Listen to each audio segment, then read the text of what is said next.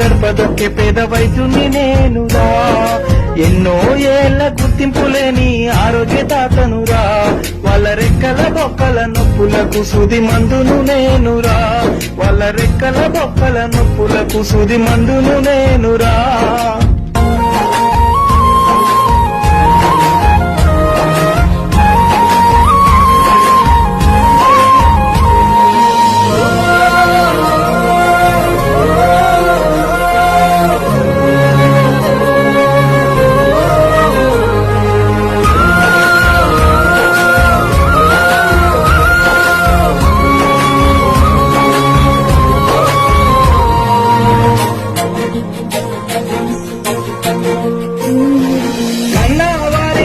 ఉన్న ఊరిని వదిలేసినే వచ్చినా ఆపదంటూ నా చెంతకొచ్చి నువ్వులే అమ్మ నాన్న అనుకున్నా.